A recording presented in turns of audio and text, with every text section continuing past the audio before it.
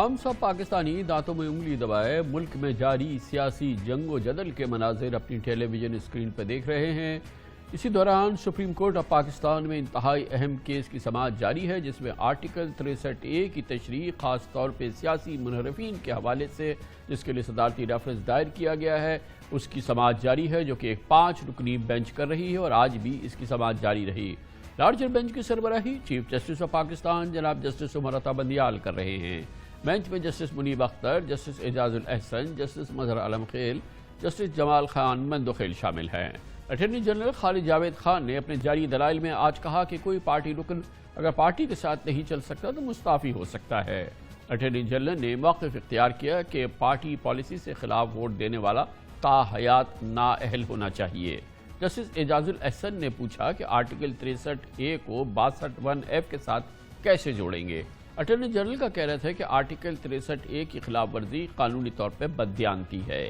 قانونی بددیانتی پر article 62(1)(f) کا اطلاق ہوتا ہے۔ اس موقع پر جسٹس جمال خان مندوخیل نے اٹھایا سوال کہ 63A کے نتیجے میں سیٹ کا خالی ہونا کیا کافی نہیں، جبکہ چیف جسٹس نے ریمارکس دیے کہ آرٹیکل 63A میں لکھا ہے کہ رکنیت ختم ہو جائے گی۔ آرٹیکل 63 میں مختلف نوعیت کی نااہلیاں ہیں، کسی میں نااہلی تو 2 تو کسی میں 5 سال کی ہے۔ قرض واپس کرنے پر نااہلی اسی وقت ختم ہو جاتی ہے۔ صدارتی ریفرنس پر اگلی سماعت 1 بجے کل پھر ہوگی۔ آج کی سماعت کا مختصر احوال۔ سماعت کے دوران جسٹس جمال خان مندوخیل نے ریمارکس دیے کہ پارٹی سربراہ ڈیکلیریشن دے تو الیکشن کمیشن کو فیصلہ کرنے دیں۔ ہو سکتا ہے کسی کا سچ میں ضمیر جاگ گیا ہو، ممکن ہے انحراف کرنا غلط کے خلاف ہی ہو۔ انہوں نے سوال کیا کہ کسی سے غلط کہنے کا حق کیسے چھینا جا سکتا ہے۔ الیکشن کمیشن کا فیصلہ جب سپریم کورٹ آئے گا تو دیکھا جائے گا۔ اس پر اٹارنی جنرل نے کہا کہ سوال نااہلی کی مدت اور ووٹ شمار ہونے کا ہے۔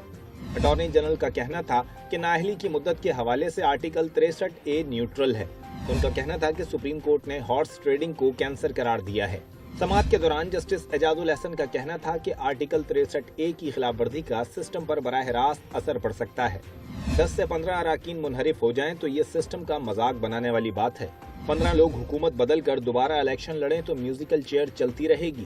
سماعت کے دوران چیف جسٹس عمر عطا بندیال نے ریمارکس دیے کہ عدم اعتماد کامیاب ہو تو منحرف اراکین اور وزیر اعظم دونوں گھر جائیں گے۔ اگر حکومتی جماعت کے اراکین مستعفی ہو جائیں تو بھی اکثریت ختم ہو جائے گی۔ ایسی صورت میں وزیر اعظم کو اعتماد کا ووٹ لینا ہوگا۔ اٹارنی جنرل نے موقف اختیار کیا کہ عوام اپنی رائے کا اظہار صرف ووٹ سے کر سکتی ہے۔ عدالت عوام کو مد نظر رکھتے ہوئے تشریح کرے۔ جسٹس جمال خان مندوخیل نے آبزرویشن دی کہ منحرف رکن سے لوگ ناراض ہو گئے تو اسے ووٹ نہیں دیں گے، جس پر اٹارنی جنرل خالد جاوید خان نے جواب میں بتایا کہ آئین نے جرم کرنے والے اراکین کو 5 سال کے لیے نااہل قرار دیا۔ اگر فیصلہ عوام پر ہی چھوڑنا ہوتا تو آئین میں 5 سال کی نااہلی شامل نہ ہوتی۔ پارٹی سے بے وفائی کو مثبت رنگ نہیں دیا جا سکتا۔ آج سماعت کے دوران جسٹس مظہر عالم میاں خیل نے اٹارنی جنرل خالد جاوید خان سے پوچھا کہ وزیر اعظم نے کمالیہ کی تقریر میں کیا کہا کہ ججز کو ساتھ ملایا جا رہا ہے؟ کیا آپ نے وزیر اعظم سے اس بات کا نوٹس لیا ہے؟ اس پر اٹارنی جنرل کا کہنا تھا کہ تقاریر سنتا نہیں، اس لیے کچھ نہیں کہہ سکتا۔ چیف جسٹس نے یہ بھی ریمارکس دیے کہ سیاسی قائدین کو علم ہونا چاہیے کہ زیر التوا مقدمات پر بات نہ کریں۔ جسٹس جمال مندوخیل نے بھی سوال پوچھا کہ کیا وزیر اعظم کو عدلیہ پر اعتماد نہیں ہے؟ کیا وزیر اعظم کو غیر ذمہ دارانہ بیانات سے نہیں روکا جا سکتا؟ انہوں نے ریمارکس دیے کہ جب وزیر اعظم کو اعلیٰ عدالتوں کے فورم پر اعتماد نہیں تو ان کے نمائندوں کو کیسے ہوگا؟ بہرحال ایک عمدہ کیس ہے، تاریخی کیس ہے بلکہ، اور اس کی سماعت جاری ہے اور اس کے فیصلے کے دور رس اثرات ہوں گے۔ اس پر مزید بات کرتے ہیں اور اس کے لیے ہم نے ایک بار پھر دعوت دی ہے ممتاز ماہر قانون بیرسٹر سعد رسول کو، جو کہ اس وقت ہمارے ساتھ موجود ہے۔ بہت بہت شکریہ بیرسٹر صاحب۔ بہت عمدہ کیس ہے اور بہت زبردست اس پہ آرگومنٹس جاری ہیں اس وقت اٹارنی جنرل کے، اور پھر بینچ کے ریمارکس بھی جو ہیں بڑے سامنے آ رہے ہیں۔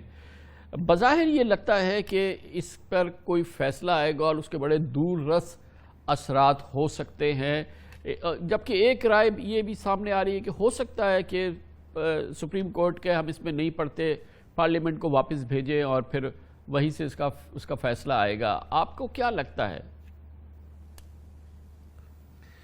خان صاحب، اس کے اندر تو کوئی دو رائے نہیں ہو سکتی کہ یہ بہت ہی امپورٹنٹ کیس ہے، اپنی نوعیت کا پہلا کیس ہے جس کے اندر ڈیفیکشن کو اتنی، یعنی کہ پارٹی کو تبدیل کرنے کو اتنی گہری نظر سے ہماری عدالت عظمیٰ دیکھ رہی ہے۔ پاکستان کی تاریخ میں ڈیفیکشن پہ اتنی زیادہ سحر حاصل نہ ہی بحث عدالت عظمیٰ کے اندر ہوئی ہے اور نہ ہی ججز کی طرف سے اس طرح کی کسی ڈیٹیلڈ ججمنٹ کے بارے میں بات کی گئی ہے۔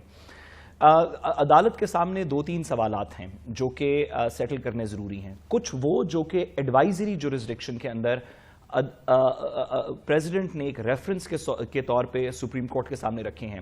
میرا نہیں خیال کہ عدالت یہ کہے گی ان سوالات میں جو 186 میں ریفرنس کے طور پہ ایڈوائزری جورسڈکشن میں پوچھے گئے ہیں کہ ہم جواب نہیں دیتے، آپ پارلیمان کے اندر فیصلہ کریں، کیونکہ اس میں پورا مقصد ہی یہ ہے کہ حکومت پاکستان یا ریاست پاکستان عدالت عظمیٰ سے کچھ رہنمائی چاہ رہی ہے تو عدالت عظمیٰ کو اس میں رہنمائی دینی ہی میرا خیال ہے مناسب ہوگی، اور ماضی بھی یہی کہتا ہے کہ 186 کے فیصلوں میں ایڈوائزری جورسڈکشن میں عدالت رہنمائی فرماتی ہے۔ جو دوسرا کیس ہے جو کہ Pakistan supreme court bar association کا ہے اور پاکستان بار ایسوسیشنز کا ہے، جس میں لوگوں کے ووٹنگ کس حد تک ہو سکتی ہے، ووٹ کاؤنٹ ہوگا نہیں ہوگا، اسپیکر کے کیا اختیارات ہیں، کچھ دیگر اس طرح کے سوالات ریز کیے گئے ہیں، اس کے اوپر عدالت عظمیٰ یہ ضرور کہہ سکتی ہے کہ اس کو ایٹ دا فرسٹ انسٹنس اس کی کاروائی پارلیمان کے اندر ہو، جس کو اس سے کوئی خلش ہے وہ الیکشن کمیشن کے سامنے علیحدہ عدالتی فیصلے آ سکتے ہیں، یعنی کہ ضروری نہیں ہے کہ ایک فیصلے کے اندر دونوں معاملات کو نمٹا دیا جائے، یعنی کہ اس میں ڈسٹنکشن شاید عدالت عظمیٰ قائم کرے۔ اب زیادہ پاسبلٹی تو خان صاحب یہی ہے، بلکہ کچھ تو میں تو یہ کہوں گا کہ شاید قانون کی متن ہی یہ ہے کہ ایک پٹیشن کے اندر جو کہ عدالت کے سامنے فائل کی گئی ہے بار ایسوسیشنز کی طرف سے، بار کاؤنسلز کی طرف سے، اس کے اندر عدالت کے سامنے ایک مقدمہ ہے جس کے اندر عدالت نے اپنا حکم صادر کرنا ہے، یعنی کہ فیصلہ کرنا ہے کہ اس مقدمے کا کیا فیصلہ ہوگا، اس کو پارلیمان کی طرف ریفر بھی کر سکتی ہے۔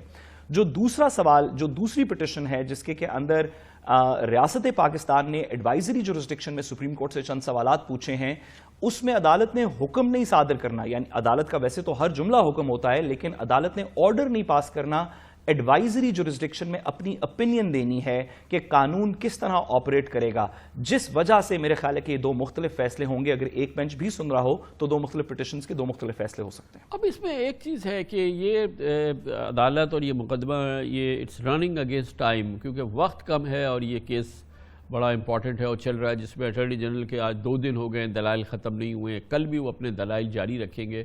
ظاہر ہے کہ اس میں ابھی عدالت کو بار ایسوسیشنز کو سننا ہے یا سپریم کورٹ بار ایسوسیشن کو سننا ہے اور شاید کوئی اور فریقین بھی ہوں، مگر اس کے ساتھ ہی اس کی یہ میننگ فل ہے، کیونکہ اگر یہ فیصلہ نہیں آتا یہ ووٹ کاؤنٹ سے پہلے تو اس کے تو تمام جو مقاصد ہیں وہ فیل ہو جائیں گے۔ تو یہ پھر بھی جو ہے یہ آپ کو خیال میں لگ رہا ہے، کیونکہ یہ بھی بات آ رہی ہے کہ شاید اگلے 2-3 دن میں لاہور جانا ہے، جہاں پر پھر یہ بینچ ٹوٹ جائے گی اور پھر معاملات ایڈمنسٹریٹیولی اس طرح پہ نہیں ہوں گے، تو آئندہ 2-3 دن کے اندر اس کا فیصلہ آ سکتا ہے، ممکن ہو سکتا ہے۔ کامران خان صاحب، یہ تو بڑا مشکل لگ رہا ہے کہ 2-3 دن کے اندر فیصلہ آئے۔ میں اس میں 2 گزارشات پرٹیکولرلی کرنا چاہتا ہوں۔ ایک یہ کہ آپ کو یاد ہوگا جس دن یہ مقدمہ، جس دن خاص طور پہ ایڈوائزری جورسڈکشن کا کیس ریاست کی طرف سے فائل کیا گیا تھا، تو بہت سی اس پہ رپورٹنگ بھی ہوئی کہ اٹارنی جنرل صاحب نے فرمایا عدالت سے کسی مکالمے میں کہ ہم آپ سے ایک آنے والے تمام ادوار کے لیے ایک اوپینین چاہتے ہیں، آئین کی تشریح چاہتے ہیں، آپ کی رہنمائی چاہتے ہیں، اس کا کرنٹ ووٹنگ سے کوئی تعلق نہیں ہے، اگر اس میں تھوڑا وقت بھی لگ جائے ڈیسائیڈ کرنے میں تو ہم چاہتے ہیں کہ آئین میں رہنمائی ہو جائے۔